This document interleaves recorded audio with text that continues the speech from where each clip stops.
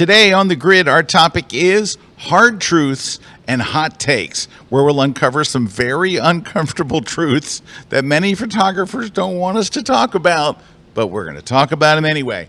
Plus, we'll be looking at some of Mr. Kuna's shots from the recent Sun and Fun Air Show, along with some beautiful images from our finalists from our Lightroom Conference that just wrapped up yesterday, along with some other cool images from KelbyOne members. Of course, we always have some awesome giveaways for folks watching the show live, and I'm going to make a bold prediction here that it's going to be a fine, fine day on the grid. And when does this mirth and merriment start? It all starts in just 13.6 seconds. Let's go! The Grid is brought to you by Platypod, the tripod alternative that is changing the world. Everybody has a Platypod. You should too. Go to platypod.com.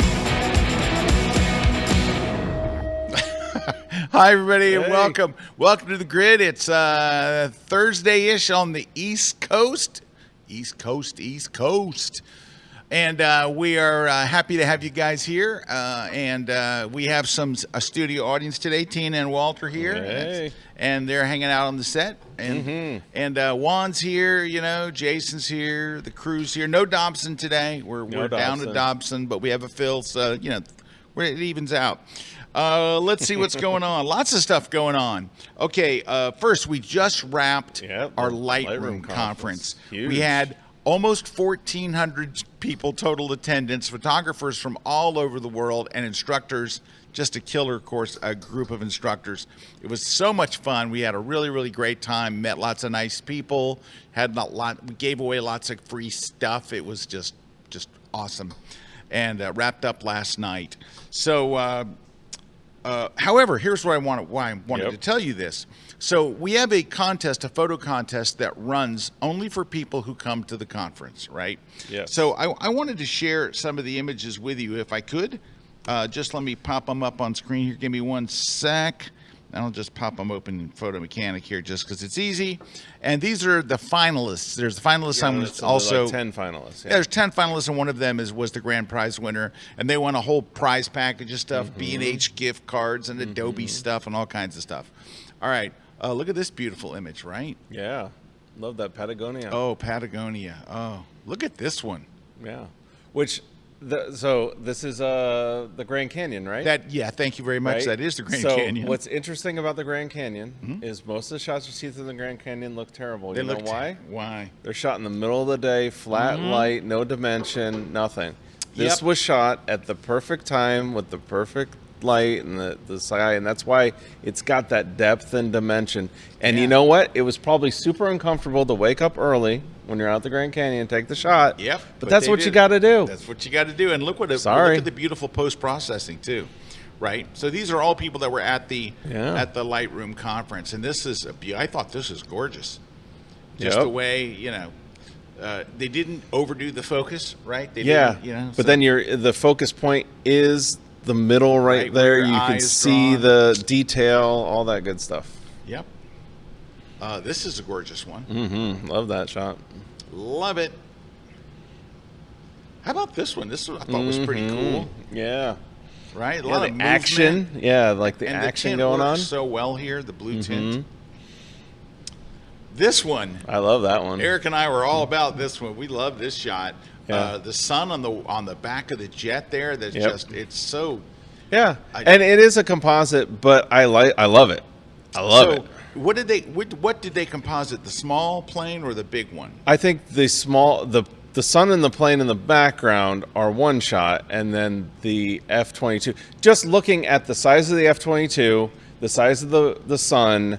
And you know what? I'm not saying that I love it. Like there's no criticism of that. Yeah, but I love how I love how you're using it. Yeah, I think it's wonderful. Yeah, and the balance in the because that's what it is. You've got it right too, where the sun would be illuminating the underside, so you put it in the right place in the frame. I love it. Yeah, very nice.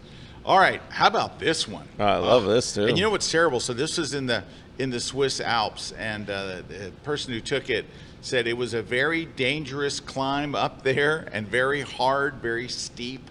but wow, what an image there. Well, yeah, and you know what's great about this image, what people miss, is that they put the person to where the mountain of the darker area is behind them, so the person pops out. They really pop out. Right? Yeah. You know, like where so well composed. There's not there, and two, there's not the mountain running into their head or Nope. where they're composed. Like there's a lot more to that shot than meets the eye. And the depth that's there is fantastic. Yeah.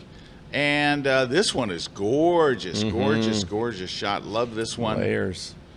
And how about this one from Amsterdam, obviously? Yeah. Beautiful still water and stuff. I just love the tone of that one. Oh, yeah. And that's the magic time to shoot. Look at the streets are empty. I could guarantee that's morning. Yep. Guarantee that's morning. And because the water's the still... winning shot was this one right here. So this was the one that was chosen as the winner. So congratulations. Of course, they were all to winning Michael, shots. This was, all I mean, those are all shots. finalists. But anyway, we thought this one was pretty cool. All right. Besides that, KelbyOne runs a member challenge for KelbyOne members every month. And we've got our winner. So let's take a look here. There's the winning challenge. And so they give a theme. So we give a theme every month. And this one was, I think it was A Quiet Place. Let me look. Quiet moments. A quiet moments. And that's a beautiful. That's just such a gorgeous shot. I like how low the photographer was. Right. The was James Pivarnik. Sorry, James. I blew your name there. But it's James is the winner. So congratulations to James. Say James Pivarnik. Pivarnik.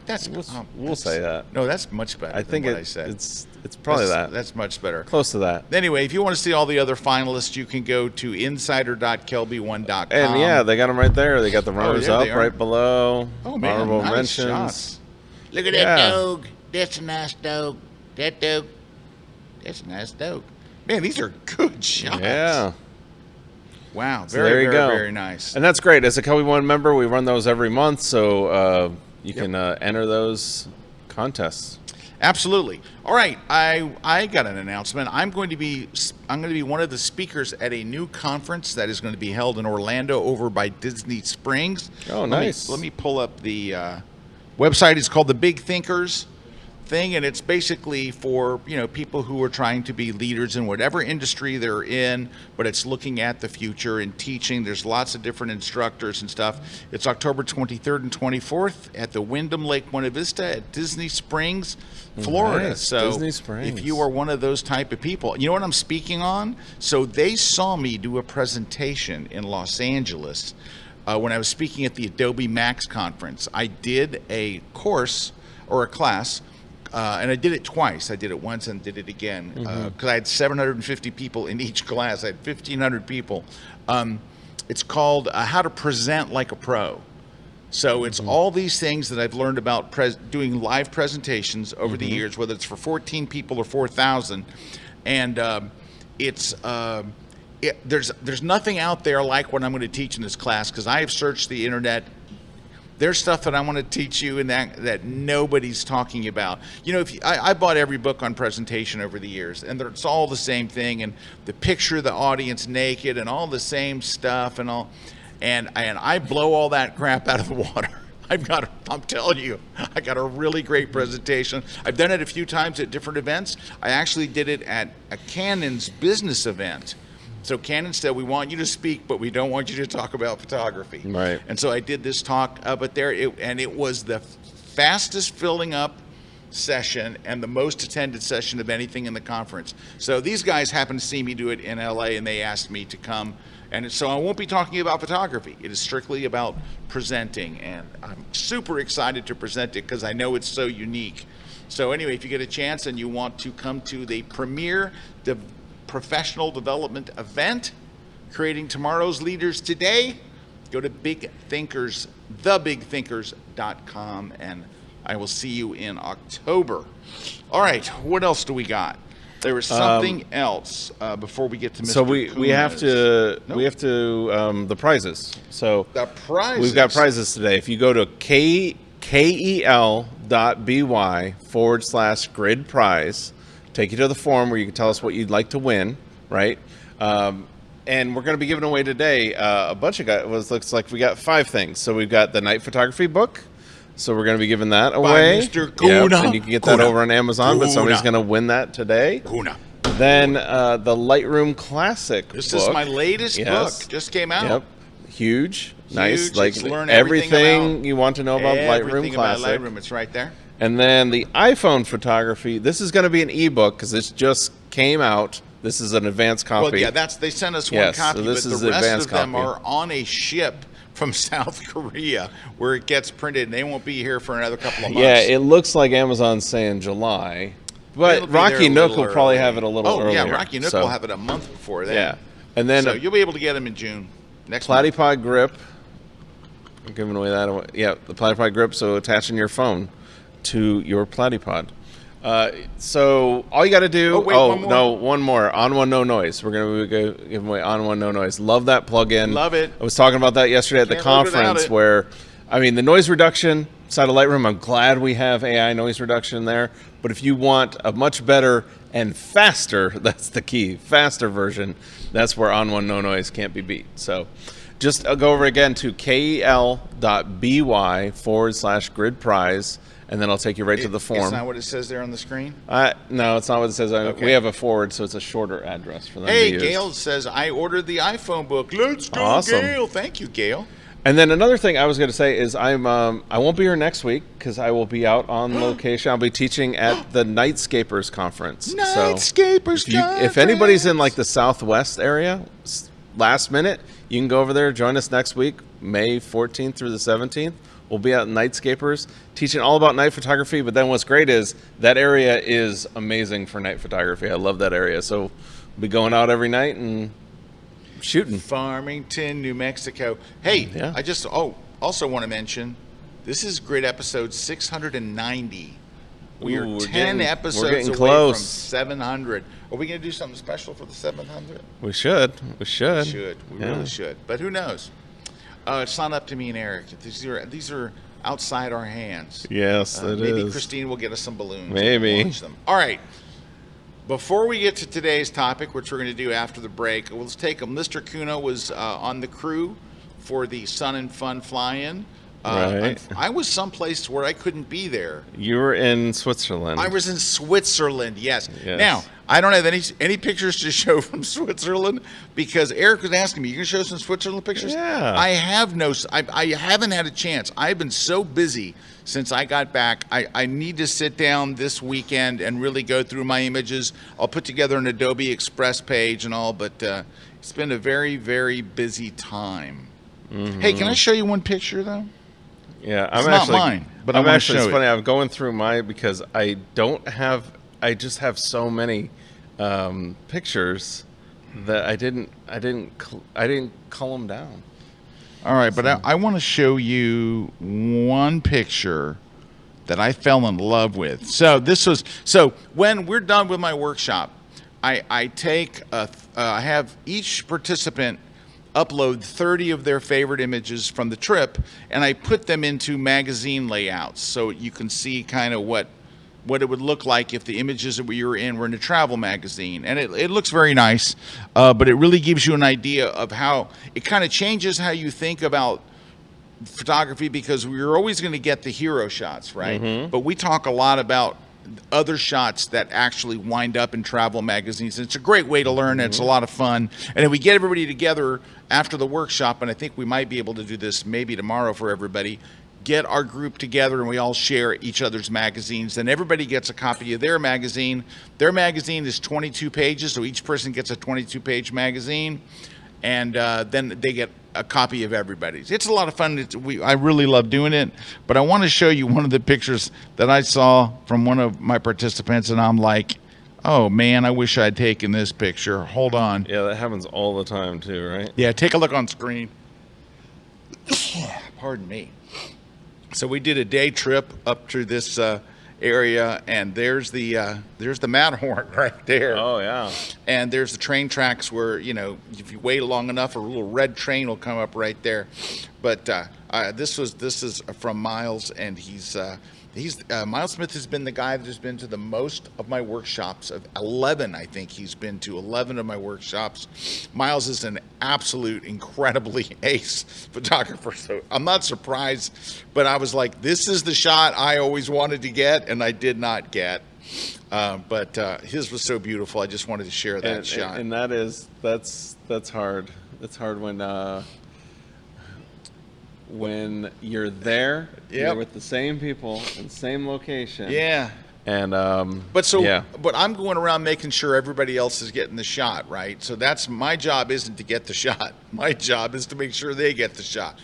Miles does not need any hand holding. The guy is just so good. But that's right. So I don't get much time to shoot, and a lot of times I get home from these trips, I'm kind of disappointed with what I got because I wasn't there to shoot.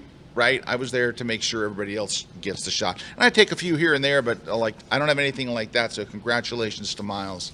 All right, okay, the Bitly link is broke that we gave them. So I know. I just checked it before the show and it was working. So there's obviously something we'll have to do on the break to fix it. All right. Well, can we look at? Well, I guess we'll look at Erik's pictures when we get back. We're gonna take a short break.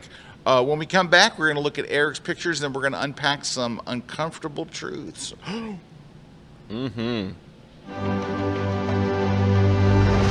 I've been adding the Photoshop magic to movie posters and images for ad campaigns for about 35 years. I'm excited to have a class on compositing. We're going to talk about layer structure, what goes on top and what goes on bottom of your layer stack so that everything makes sense. We're going to talk about masking, lighting, adding shadows, color correction. We're going to talk about depth of field, how you control that and how you use that to focus the eye. And then finally, we're going to talk a little bit about color grading and how you pull it all together with a little bit of a texture on top. It's going to be a lot of fun. I'm really excited to have a chance to share this with you. Come see my class at KelbyOne.com.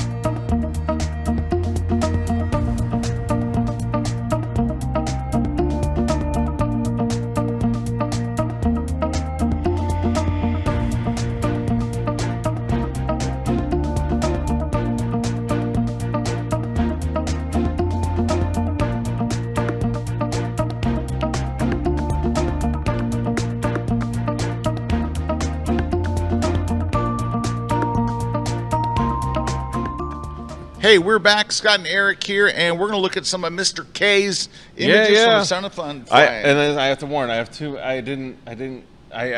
a folder of I have 365 finals that I submitted, which was probably one of my higher hit rates, right? You know, for me. But I kind of called it down to some, so, okay, that was weird. There we go. So NASA was there. They had the big Super Guppy, so they were performing. So I made sure, you know, obviously I like to get, I got the tail in the shot, why I'm trying to get them flying around, that kind of stuff. This is a small mosquito. Yep. And then that's the Red Bull guys launching in front of the Thunderbirds back there. I like it because you can see all like the dust that's throwing up. Yeah.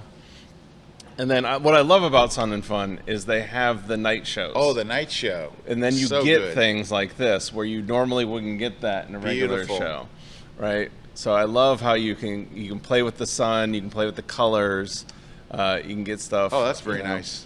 And yeah, that's just me up early in the morning, just shooting across the runway.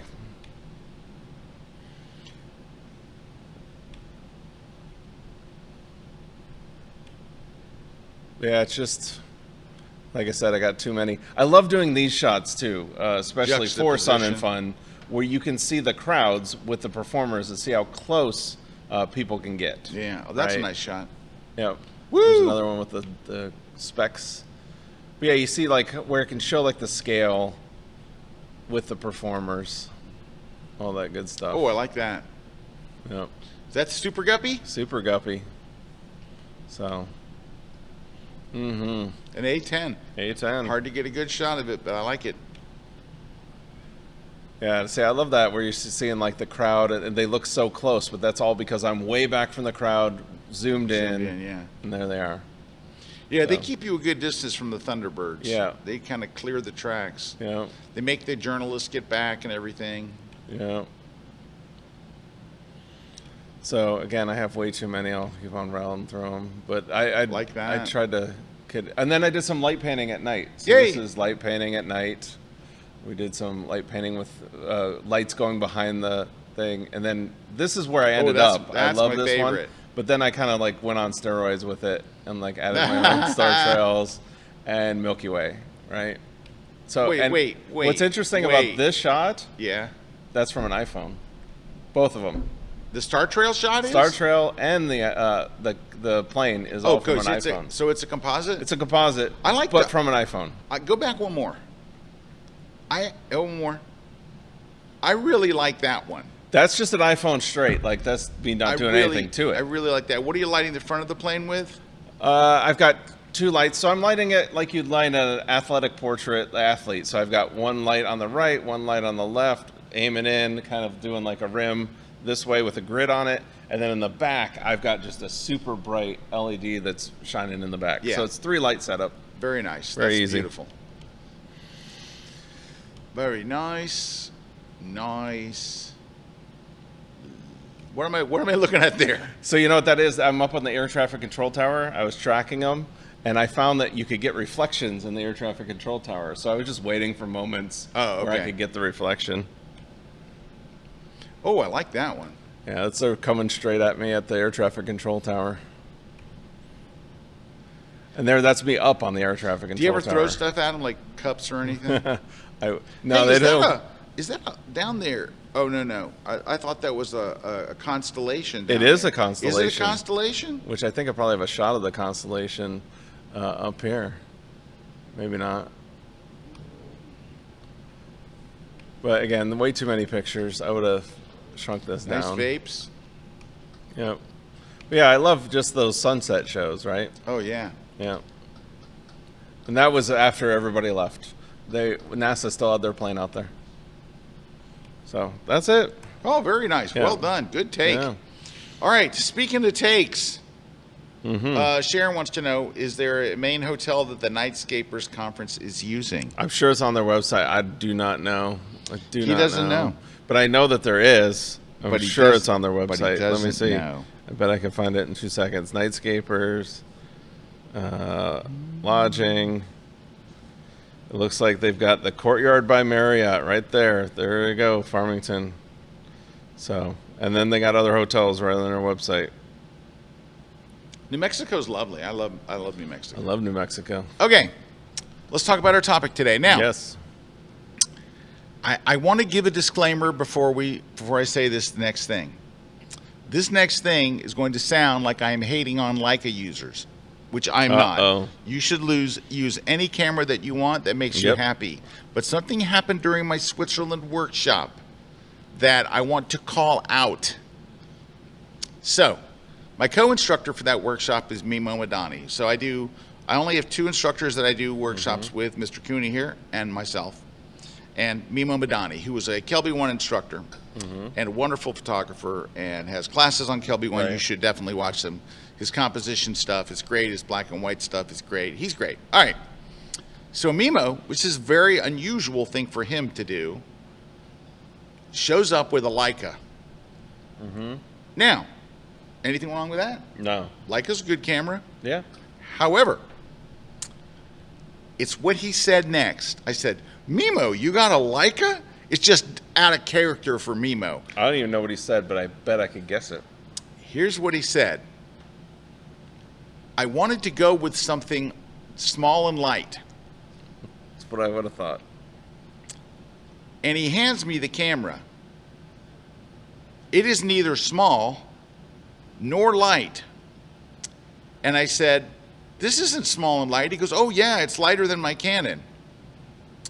So, in between classes in Switzerland, I went and looked up the weight of his exact Leica and his other camera, which was a Canon R6. Mm-hmm. The Leica body weighs 4 ounces more than his Canon body. So then he says, well, I have a prime lens on it. He has a 28 millimeter. First, let's unpack the 28 millimeter. You know what my least favorite lens I probably ever had was? 24-70? My 28 to 300. And it really? was, because 28 is not wide enough. Yeah, that's 28 why. is a very frustrating amount of wide angle. Yeah, you just want it to be wider. It needs to be wider. And so I was at a meeting at Canon's headquarters years ago, and they were like, well, tell us what you want. What are you hearing out there? And I said, I got to be honest with you. I want a 28 to 300 because that's what I was. Canon made one. No, it was you got to hear the whole story. Yeah. So I said, I've been using this 28 to 300, but the 28 to 300 that I had of Canon's was so old that it was a push-pull. Like you had to zoom it manually.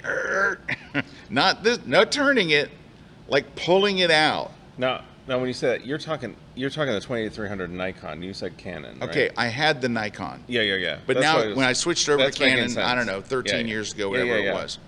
So now I'm using the Canon, right? And so the Canon is old and it's heavier than the 28 to, I said, I want a lightweight 28 to 300 like I used to have with my Nikon. Okay. So they came back and said, how about this? What if we didn't give you a 28? Would you like a 24? I said, you can do a 24 to 300? We can do a 24 to 240. And I was like, no, it's got to be 300. And they said, and here's the thing. They said, you can crop your photo to make it 300. Mm-hmm. Yeah.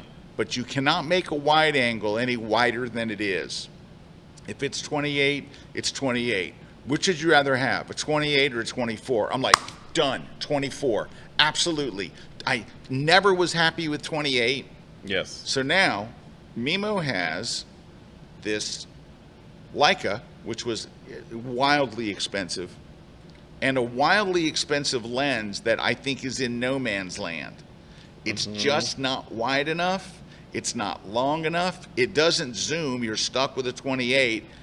Now, once I looked at his lens, I had to compare his lens to my lens. My lens is a 24 to 240. It's the one lens that does it all. His is stuck at wide angle, and it's not wide enough. Okay. When you factor that in against my lens, the Leica is 2 ounces lighter. 2 ounces. 2 ounces lighter. So here's what my hot take is. Leica people, stop freaking saying you did it because it's lighter. It's not lighter. It's not really lighter, and it's not more flexible. It's not more anything. Just say the truth. I bought it because it looks cool. I think Leica's a cool brand. Which is There's cool, nothing right? wrong There's with nothing that. wrong with It's that. perfectly fine. It's that's absolutely valid. fine. That's valid. Look at all the people buying that new Nikon camera. You know? It's valid. The new Nikon camera looks really cool. It's got that great old school look, and people are buying the hell out of it. Yeah. It's okay to buy things because of how they look. People like stuff that looks good, but don't lie about it and say, oh, I wanted to go something light. It's not light. And you can actually, the R6 is not the lightest camera Canon makes. Yeah. Nikon and Canon Both make very lightweight, they make actual small cameras. You can go get you can get one that's like kid-sized Canon, and use that one lens, and it'll weigh way less than any Leica that you can buy with any lens that you can buy.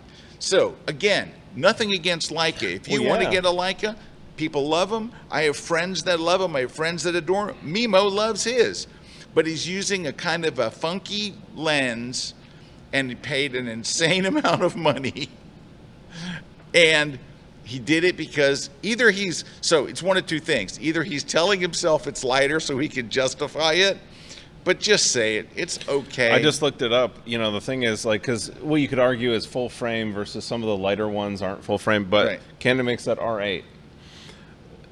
Looking at the weight difference, that would put, if he had an R8 with your lens, it would have been 2 ounces lighter than the Leica. Because the R6 is, no, it'd be more, it's 6 ounces lighter.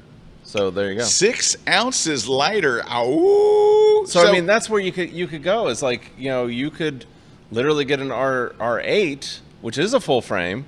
Yep. And your lens. Yes. And you'd be lighter than what Mimo was using. But your bank account would be much heavier because that is an inexpensive camera with an inexpensive lens. Yeah. Versus, go find me what a new, reasonable, mid-range Leica. Don't go for a high-end. Give me a mid-range Leica with a 28. What did he have? A Leica? I don't remember. I don't Probably know a the Q3? Leica. Yeah, let's say it's a Q3. That sounds kind of familiar. Q3 is $7,000. For the body. $7,350. What's the lens? What's the 28 millimeter lens go for? Well, this one might have a fixed lens, actually. Yeah, that one has a fixed lens. So he has a Leica without a fixed lens. So, yeah. So maybe it's a Q2. I don't know. M? Go see what the 28 millimeter lens is, though. Go see what the Leica 28 millimeter is. Because you got to add that on top of your 7. Yeah, I guess it matters. Well, that one's 3,000. That one's 6,000. Yeah, it's either 3 or 6. All right, it's a bunch. All right, Roy's asking, do you always carry an ultra-wide lens along with your 24 for travel every time? I do not. I for my last 2 trips, I took a 10 to 20. I went out and bought a 10 to 20. Do you know how many times I've shot it? 0. It stayed in my safe the entire time because that 24 to 240 is such a magical thing. I don't have to carry an extra lens. I don't have to carry a camera bag. I don't have to do any of that stuff. It's so wonderful. I absolutely love it. That's all I shot with in Vietnam. It's all I shot with in, what's the other place? Switzerland that I was just in. It's all I'll be shooting with in Italy this fall. So anyway, yeah, well, now, I don't always carry. Now, I did buy that $200 and something 16. It weighs nothing. You can literally put it in your shirt pocket. It is a 16 millimeter that Erik turned me on to. It's like $250. It's a great I one. took that and I used it once on one trip. I think I used it on my cruise with my wife, but I used it one time. Now, if I knew I was going someplace with a lot of interiors, like if I was going to be shooting opera houses and palaces, and here's the you Canon can see when lens I purchased right it, there. right there. That's the one, $259. It was on sale when I got it. I think it was $249.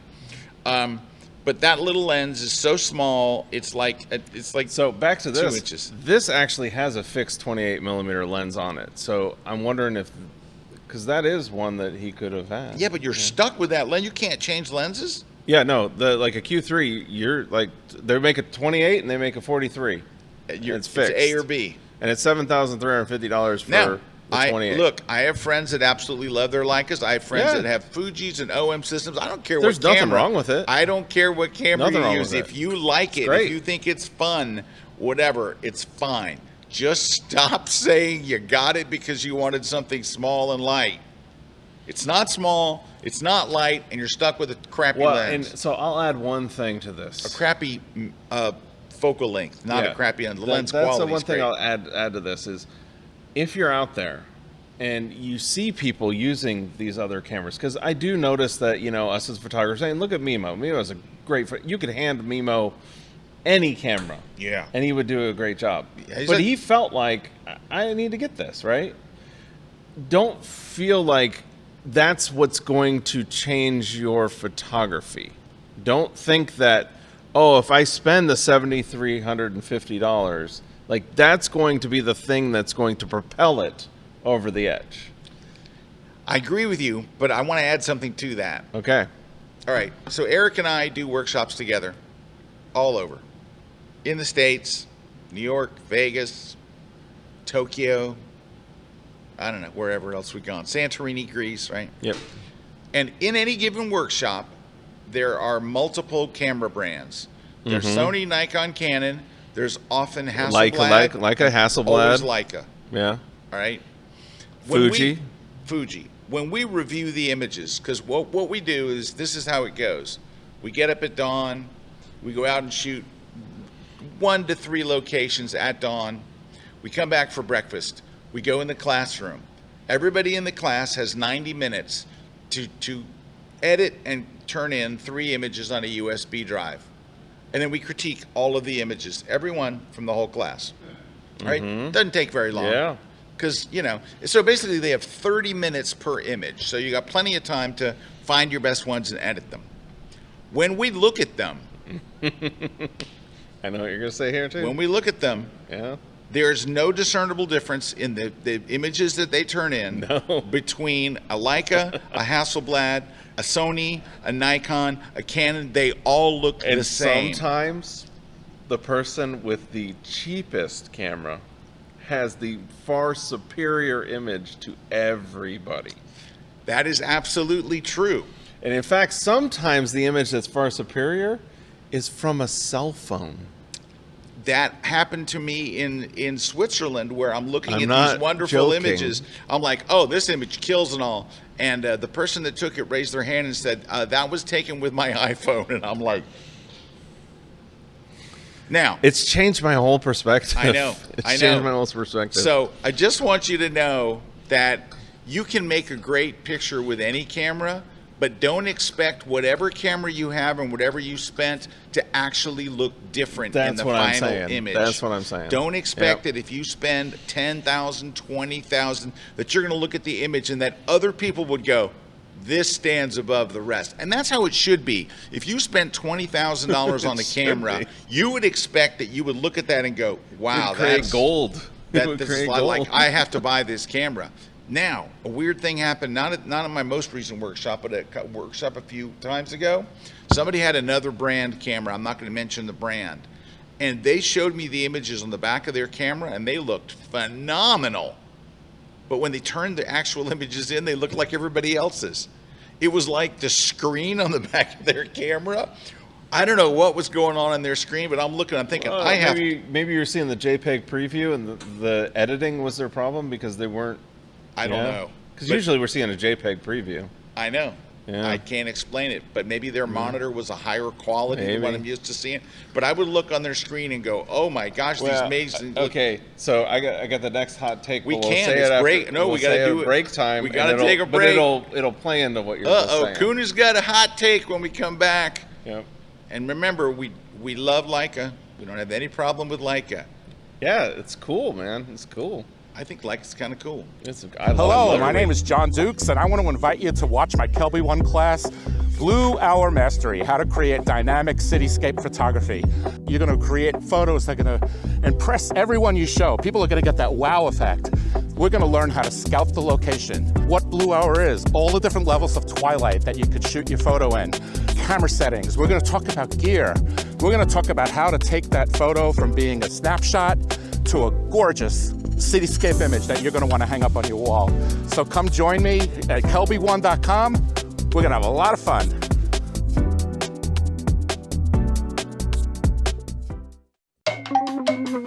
One, two, three, go! Hey everybody, Kirk Nelson here from Pixel Pro Photography, and I am down here again at KelbyOne Studios in Oldsmar, Florida. This is Photoshop Secrets for Speed and Style. Deadlines are looming, and you have to work smart and fast. I'm going to show you some of the best Photoshop features to optimize your workflow so you can make Photoshop work better for you, and you can actually hit your deadlines with time to spare for some of the creative work. We're talking about custom smart objects. We're talking about actions, custom brushes, and you can actually hit your deadlines with time to spare for some of the creative work. Only here at KelbyOne.com.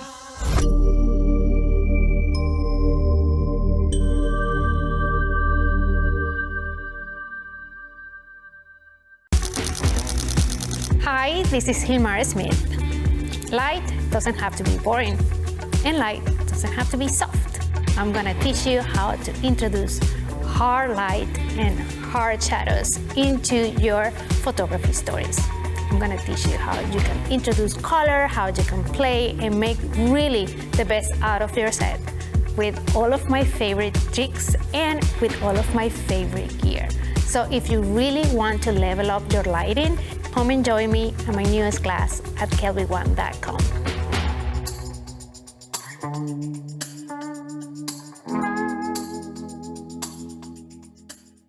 Hey, we're back. We're back. We had an interesting conversation here on the break. We're talking about Mimo, and Mimo's style is ultra wide. So when we go on these workshops, Mimo actually brings the He's a master at it. the biggest lens.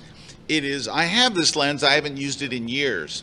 It is an 11 to 35, and it's this big. It's and 11 to 24. big- Yeah, I know what you're talking about. The big- Canon one. Oh, it's Yeah. 11 to 24. Yeah, yeah. It's a But big, it's big, it's bulbous huge. thing. Yeah. And he's very good at it.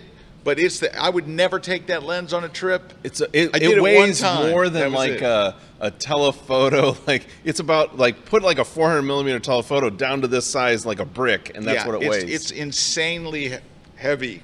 And so Erik said something to me on the break, and I said this exact sentence to Mimo. Say it. I said, I was saying that I can't see Mimo with a 28 millimeter lens like that. I would say, I asked Scott, does he have that 10 to 20 on Canon yet? Because that's the lens that's built for Mimo. It's this big. Like that's the lens So that Mimo nice. needs more. Like I want Mimo to have that because I want to see what Mimo could create. And you Yep. said he doesn't have that one yet. And I was No. like, well, he should have bought one or two of those before he That's bought the exactly. Leica. I said, Mimo, you don't have the 10 to 20 yet. And he's like, no, I still have it 11. I'm like, why did you go buy a That's gonna Leica change when your life, Mimo. You need the 10 to 20.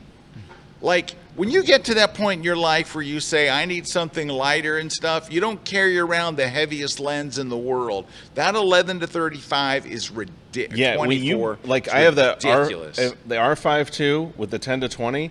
It's so light. It is so light, that combo. Yeah, I've got the 10 to 22. I haven't used it, bought it. I know it's going to work one day. It's awesome. But again, I would rather Mimo have that lens than me. Like Mimo could do more with it. Yeah, Mimo's amazing with it. He's all about wide angle. He's about ultra wide angle. Okay. Yeah. Anyways, Moving on, Mr. soapbox. K, what you got? Well, I was going to say, playing off of what you're saying, the one other thing that I know we see a lot of, and it's people get what gets in a lot of people's way is their computer and their workstation, and what I tend to see is it's people on a Windows machine that don't know how to use a Windows machine, which then gets in their way of editing, right? Yeah, they struggle with it. And I mean, but that's where I think we've got to be honest with, like, hey, those are the things that are more important sometimes. If you're struggling with editing, you're not going to be able to make great pictures because editing is like half the battle. So if you find yourself, like, I find a lot of people, like, they hate the editing process. But when I actually look at what they hate, it's not the editing process, it's dealing with the complexities of the computer.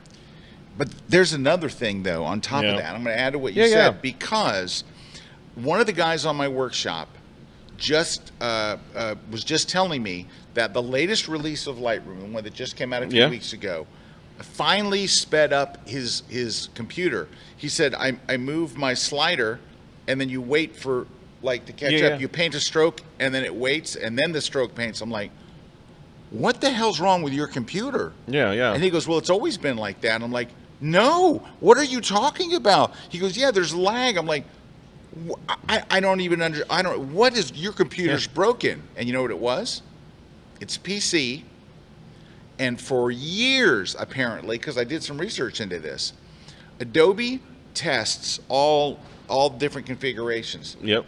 But there's 35,000 configurations of memory, types of memory, video cards, computers and all on the PC. And Adobe says we cannot test them all. And we know that there are PC users out there that have bad performance, but there's no way for us to address them all. So they put a concerted effort into this last one to fix some of the PC users' things. But can I tell you what? If I had to work for one day where I moved a slider and it wasn't instantaneous, I would have switched to another program.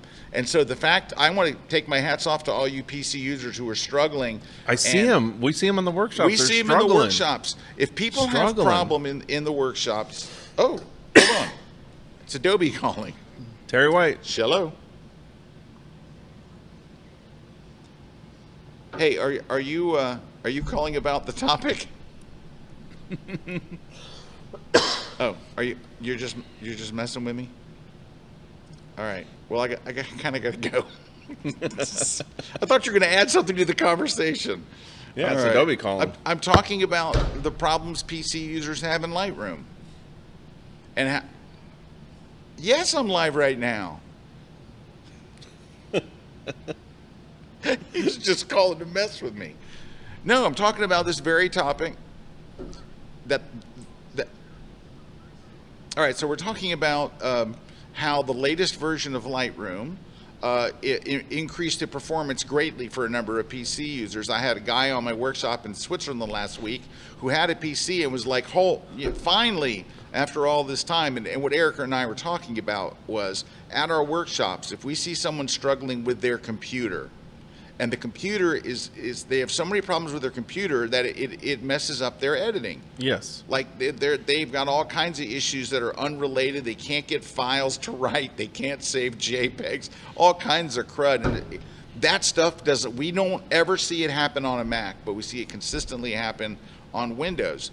But and that got me onto this thing about how that the latest Lightroom update does help some, but there's no way for you guys to check every configuration of every memory, every graphics card, and all that stuff. Don't you love it? We're and taking he says, live phone calls. Correct. Live phone calls on the grid. Correct. Right. So, but. So what's Terry's hot take? Hold on, but he says, but what we have done. Just put him on. Tell him you're gonna put him on speaker.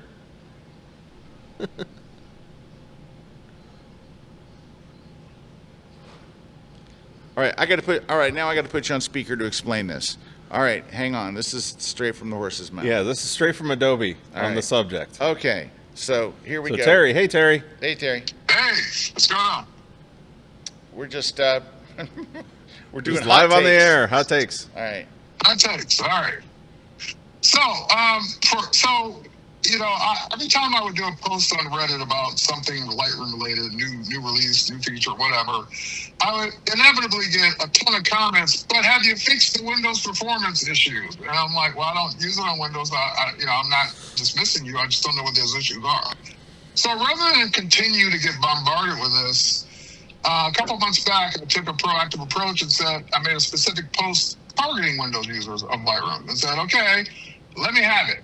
What's your configuration? What problems are you seeing? What are you able to reproduce? And at the end of all of that, more importantly, are you interested in joining the pre-release program so that you can work specifically with engineering on your specific issues, on your specific configurations?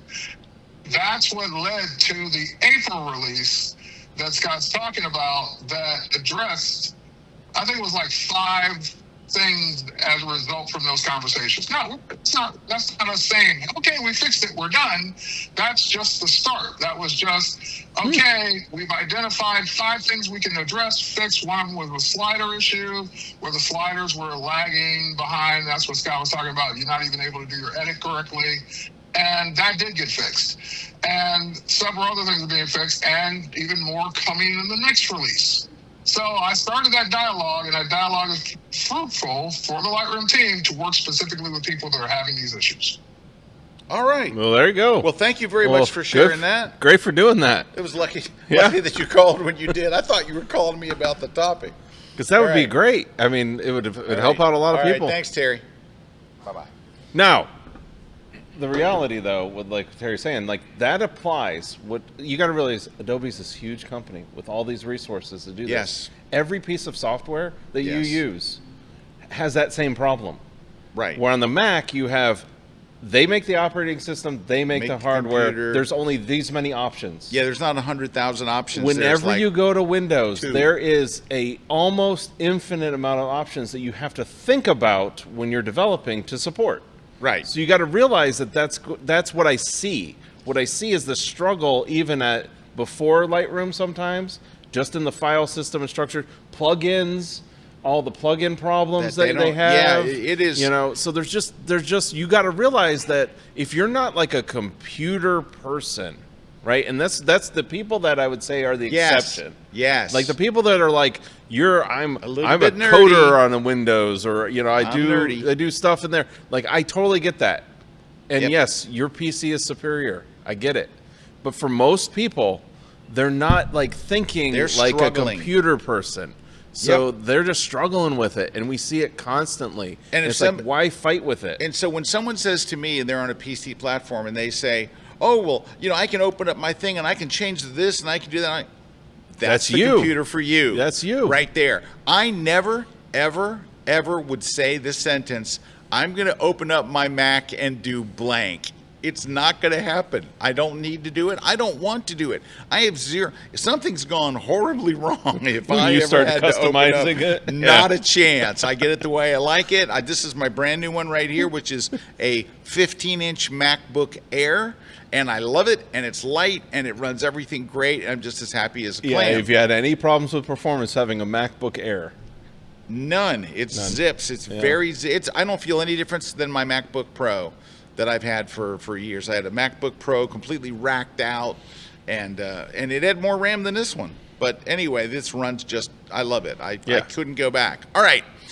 So that being said, Erik and I sit there and watch users that are not computer experts struggle with easy stuff. Like the easiest things that I'm like, I just take for granted that I'm like, why are you struggling with that? They're going to write I'm not joking, and Erik can back me up on this. They're going to write 3 JPEGs to a USB disk. We give them a USB drive. They're color-coded, so you know I'm the red one, I'm the blue one, whatever. They put it in there, and I've seen it take 10 minutes. Just a 10 mount minutes just to like mount recognize and put 3 JPEGs on a USB. And the whole classes were all sitting there waiting. These notifications, like these things popping up all the time, confusing them. Yeah, I don't know how they sleep at night.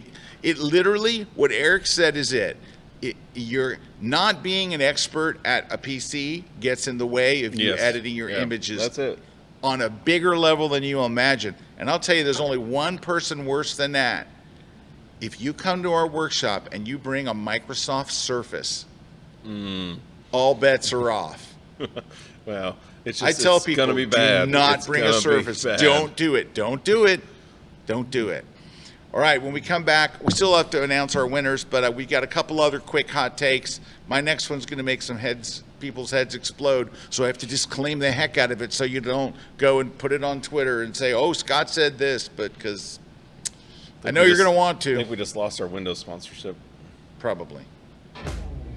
I'm really excited to tell you about my latest KelbyOne class, the AI Mindset. Now, in this class, I introduce you to the exciting world of AI imaging for photographers. I cover how you can easily transform your snapshots into a more artistic image. I'll also show you how to create AI videos, like the short video I created from a still photo I took in Death Valley. AI is just the newest tool I am using to express my creative vision.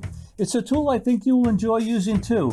This class is not about buttons and menus. It's about how to think about AI and how you can express your creative vision.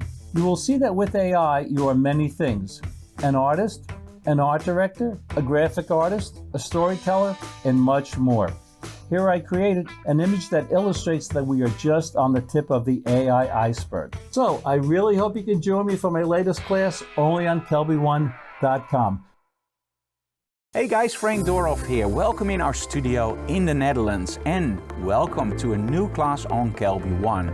Do you ever wonder, like, how can we get more creative with our photography? Are you a little bit afraid when you look at those websites and you can see all those props and they are pretty expensive and you don't know what to buy? Why not start with the stuff that you already have? Why not get some, let's say, emergency blankets, or maybe get a torch? If the light is too bright or too large, use a little bit of piece of cardboard. You will find out that in this class, you will look at your photography equipment in a totally different way. There are no more excuses. I don't have expensive gear. I don't have expensive backdrops. After this class, you will make the best of even an emergency blanket. Join me on this new class on KelbyOne to create great images with cheap materials that you can find in and around your house. And you probably already have a load of them that I'm going to show you in this class. See you online.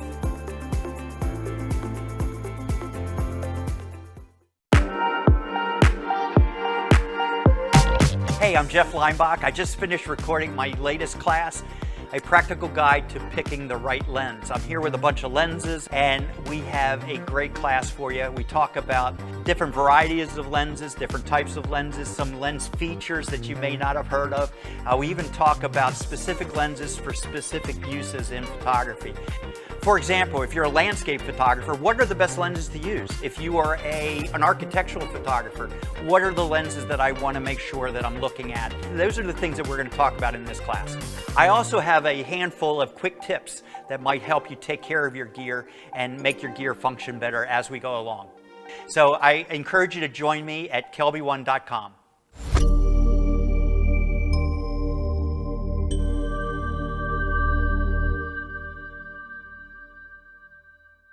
Hey, we're back, Scott and Erik. We're going to get one in quick here before we do the giveaways, and then we might even squeak one more in. All right, I want to make just really clear who I'm talking to here. I'm talking to most photographers. Now, oh, that's a pretty big audience here. That's pretty big audience, most photographers. So However, most photographers. There are people like myself, I think like Erik, and like many of you, who love the post-processing part of all this. Yeah, like we do believe, this is maybe what you say, if you don't believe that over half of your photo is the editing process, yeah, this is definitely for you. Right. So there are people that do not like editing and don't feel comfortable with it and are just basically uncomfortable with the editing process. And so they're frustrated with their photography because they don't feel like they know Lightroom or they know Photoshop well enough to make their images look the way they want to. So what would I say to most photographers that are not into post-processing? You're better off to shoot JPEG. JPEG images look better coming out of the camera. They're warmer, they have more contrast, they're sharper. They're edited. Because your camera does all these things to it in camera to make your JPEG look good. It does sharpening, it adds contrast, it does noise reduction, it does all these things. But when you switch your camera from RAW to RAW, you're on JPEG and you switch it to RAW, you're telling your camera, turn off every bit of it. Don't sharpen my image, don't add contrast, don't do white balance, don't do all that stuff. Don't apply a profile that makes the color look better. Don't do any of that stuff. I'll do it in post. So for a lot of people, you would actually be better. You would actually be better shooting in JPEG because when you open the image, it's almost done. It looks really good right out of the camera. So don't go on X and say, Scott says we should all be shooting in JPEG. I didn't say that, but I do believe, and Erik agrees as we talked about it, agree with most photographers would probably have better looking images if they shot in JPEG. That doesn't mean you, but I know a lot of people who are brand new photographers. They're not any good at editing and they're shooting in RAW, and I'd say you're not ready for RAW. You need to wait until you've got a good handle on how to process your images. That's when RAW becomes an advantage because you looked at what the JPEG did and I want better than that. But most people can't even get to how it looked as a JPEG. And Erik made a good point on the break about how often people will shoot in horrendous light Yes. They'll shoot a landscape at 2 o'clock in the afternoon. Yeah, it's just like, why are you shooting it? Raw's not going to help you. I mean, why are you shooting in RAW? Raw's going to help you when you have extreme conditions, like for example, twilight, night, high dynamic range environments. Not when it's just like conveniently lit in the middle of the day when you're on a tour. I mean, JPEG. In fact, that's why I think most people prefer their phone, because a lot of times on their phone, they're 100%. Most people are shooting in JPEG. Yep, and most people. And so it's already looking great. So it's like, it's looking great.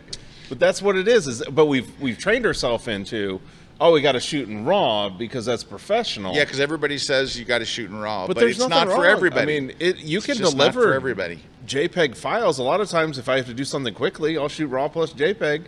Because if I got to get the file out quickly, and again, it's not like a bad situation where I need the raw file, I can do basic edits on a JPEG real quick. Sure. And it's already going to look great. Yep. You're already starting on second base. Yeah. We've got some comments here. All right. Bob in Boston saying, editing doesn't like me. Bob, we can fix that for you. Yes. We have a whole organization, and the basis of it is post-processing. Yes. We can make it like you, and you love it. And even if you don't, what you could still do is learn that better how to shoot, and then do what Scott's talking about. Just shoot in JPEG. You'll probably get better results if that's the case. Shoot in JPEG until you really feel like you've outgrown it. But most people would be better served shooting JPEG. And Ann saying, I love post-processing too. Still working on my style, but I love the what if I do this experimentations.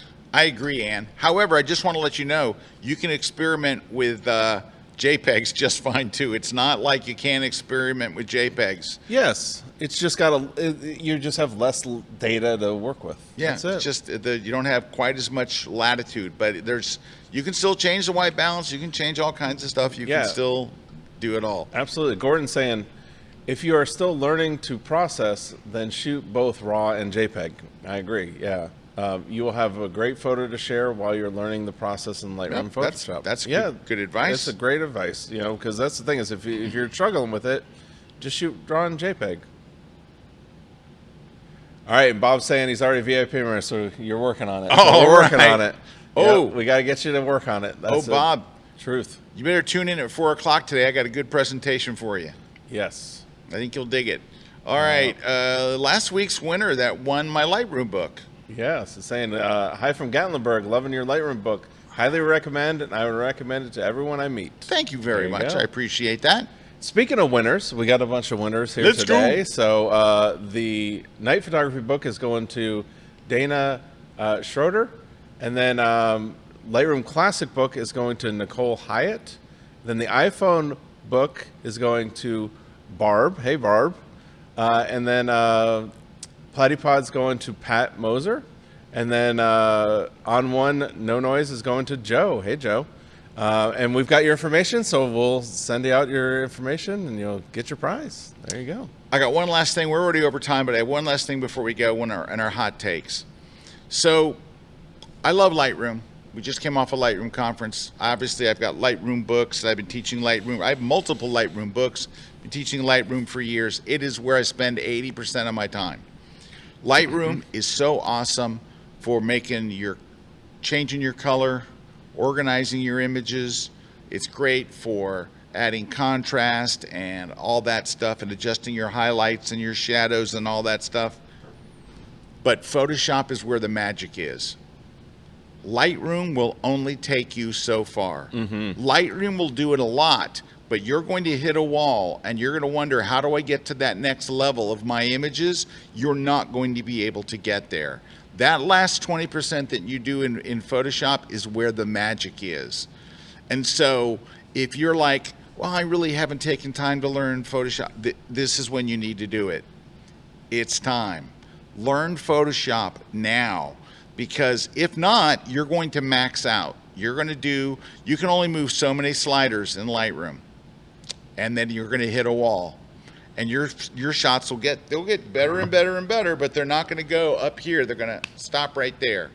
Because the stuff that you need to do cannot be done in Lightroom. Yeah. Now, they keep adding more stuff. Lightroom keeps getting him better and better and better, but it is a long way to go. There's stuff that is impossible to do in Lightroom that is everyday, just regular stuff in Photoshop. So what I would say to you is, why not? Is it that hard? No. You don't have to learn all of Photoshop. You only have to learn the things that Lightroom can't do. And I've got classes on it. Yes, I am pitching a class, but that wasn't the idea behind this. But I have classes called Photoshop for Lightroom users. And it's just the stuff that Lightroom can't do. And you'll learn a ton. So go over to KelbyOne. You got learn Photoshop in an hour, where you can just learn the basics of Photoshop, because you need those foundational knowledge things. It is intimidating, but it's not impossible. It's not. You can do it.